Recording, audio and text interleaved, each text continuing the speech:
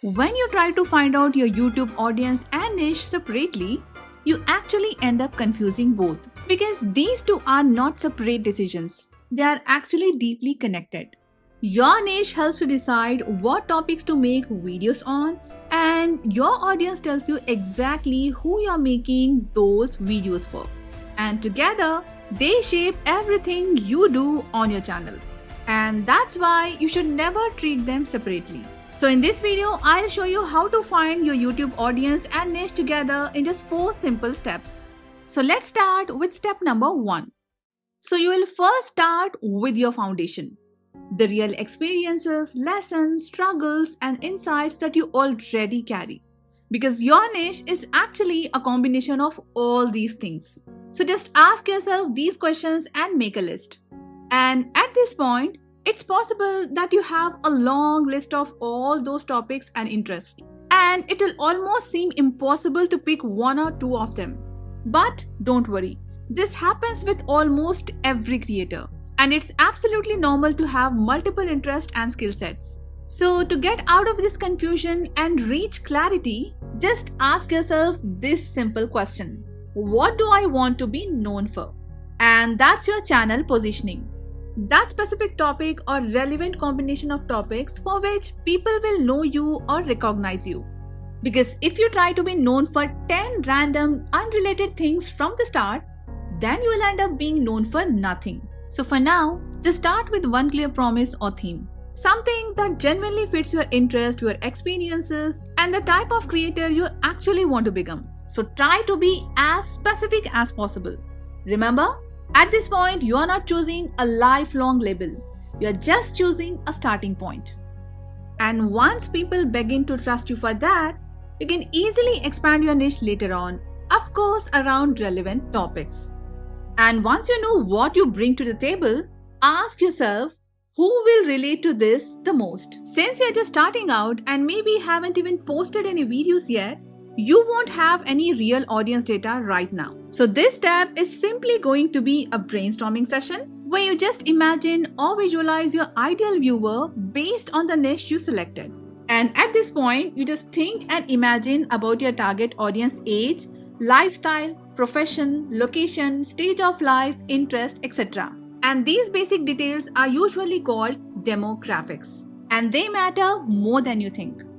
Because this clarity decides your channel language, your editing style, your topics, your examples and explanations, and your overall strategy. So for now, a simple rough sketch of your audience is more than enough.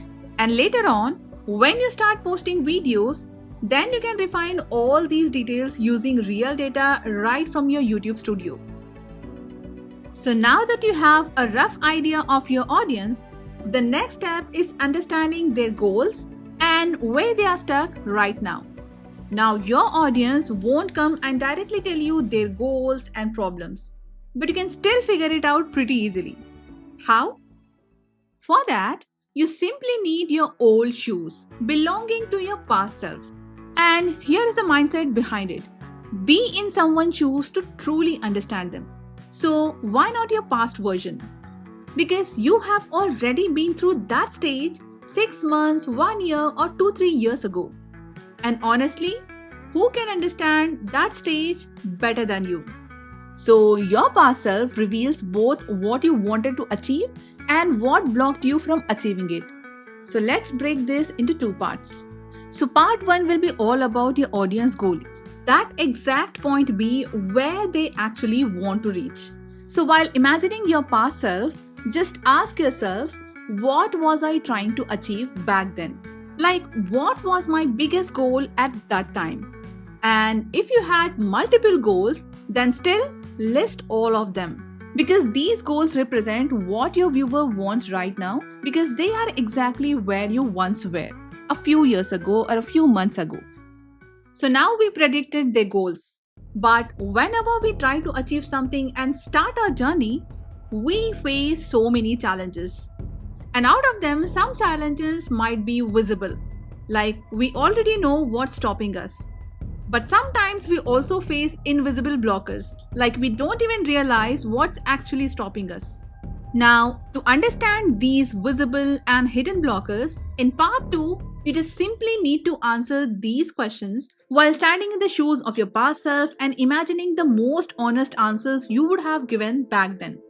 And here is the first one.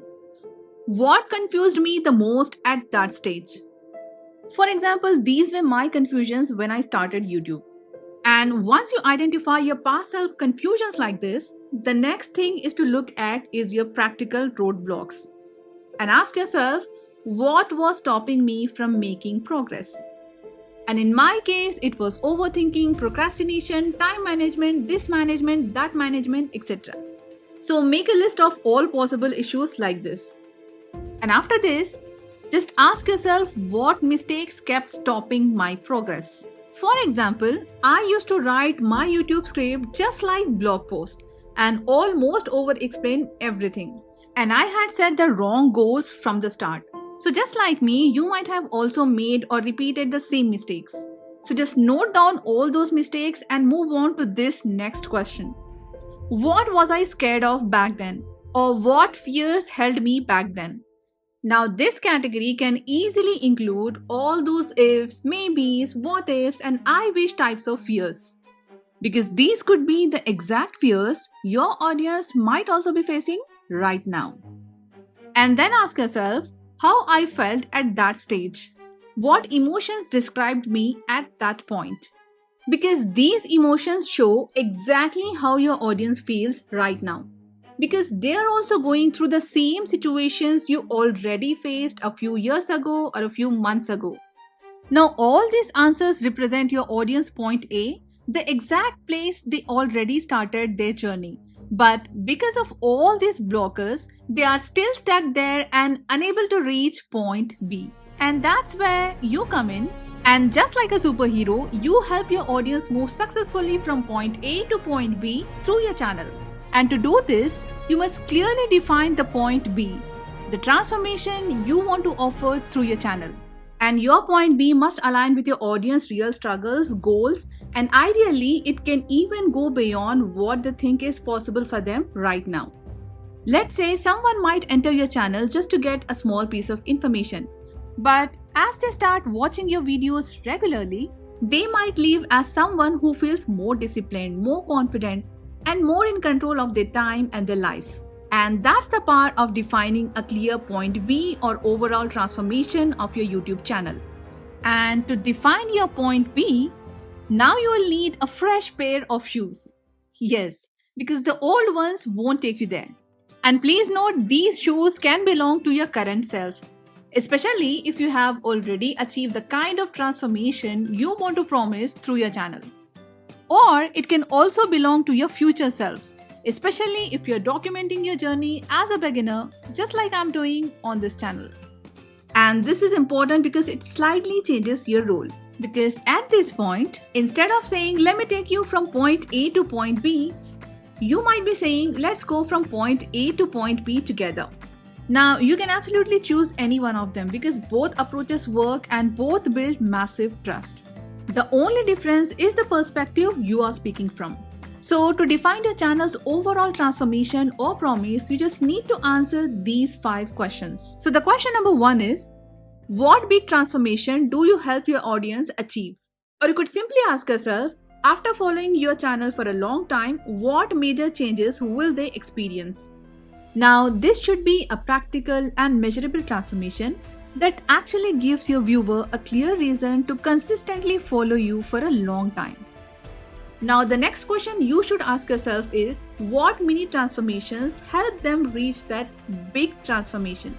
Because no big transformation happens overnight. And obviously, your audience can't just jump from point A to point B instantly. And no creator can deliver that full transformation in just one video. Because your point B isn't just a destination, it's a journey. And your channel becomes the roadmap that your audience follows from where they are right now to where they truly want to be. So in order to reach that big goal, we actually need multiple steps or mini transformations. Let's take an example here. Let's say my goal is developing a healthy, balanced eating routine. So can I achieve it overnight? No. So, in order to reach my goal, I obviously need small, manageable steps. And that's how real transformation happens. Not in one big jump, but in small, visible, and confidence building steps that your audience can actually follow. Now, these mini steps can also become your video topics, playlists, series, and content pillars. And then you should answer this question: what emotional shift do they experience along the journey? Like, how do they feel once they start improving or after applying what I'm teaching or sharing on my channel? Because emotions act just like glue, keeping your audience connected to you over time. And finally, ask yourself, what do they become? Like, after months of learning from me or applying whatever I'm teaching or sharing on my channel, what does my viewer now believe they are? Because it's that moment when your audience stops doing something and start being someone new. Now, this identity shift is not just about practical and emotional outcomes. This is the deepest level of transformation. It's all about the overall perspective your viewer develops about themselves and their life after following your channel. Now, let's take that healthy eating example again. Now, when I achieve this point B, then I'll be no longer a person who is just trying to eat healthy. Now, at this point, along with my emotions and habits, my overall perspective will also change. And at this point, I will be a person who values my body, my health, and my discipline. And that change in self-identity is what lasts forever. And the most powerful channels in the world don't just change what people do.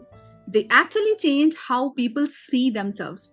Now combine all these 4 answers into one final statement like this. And in the next video, I'll show you how to find out video ideas that align with your niche and make sense for your audience.